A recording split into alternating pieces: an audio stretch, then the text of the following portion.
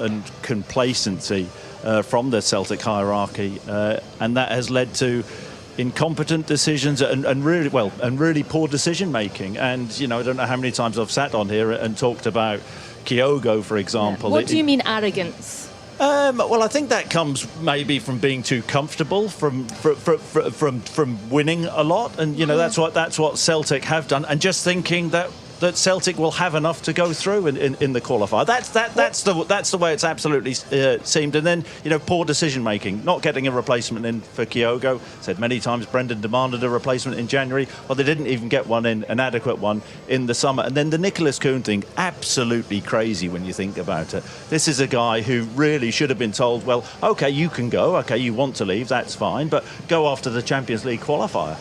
Can you do that? And he would have accepted that. I don't see the issue with that. And then the left back situation frustrates the life out of me. Kieran Tierney can't finish a game of football. Everybody knew it.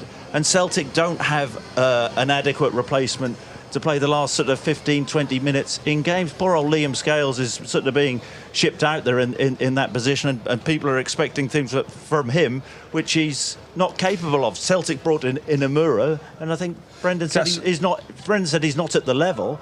And there's thoughts, I know he started yesterday, thoughts about shipping him out on loan. And then you've got the whole sort of Brendan Rodgers situation and his contract. Is he going to sign a new contract? I'm glad you mentioned that, because the Celtic board didn't pick the team during the week.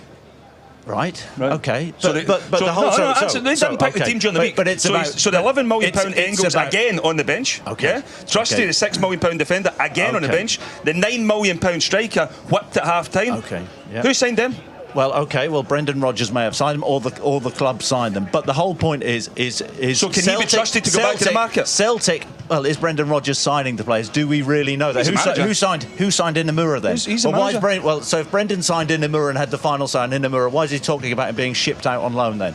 And he's not at the level. So that's all up in the air. Brendan's narrative. So Paul Tisdale, who's come in, the doctor. I don't know Dr. Doolittle at this moment in time, because the only players I think he's signed since, or the only decent players he's signed back are Jota and Tierney, and it's hardly sort of rocket science to think, oh, they'll come and fit in well at Celtic. So there are all these issues. Celtic and then Brendan's contract situation for next season. If you're Brendan Rodgers, and in the biggest game of the season, which the Champions League qualifier is, that's coming round, and he hasn't been allowed to tool up, and the club sell Nicholas Kuhn under his nose in that period, are you going to really sign a new contract? I think if you're Brendan Rodgers, you're going to feel let down.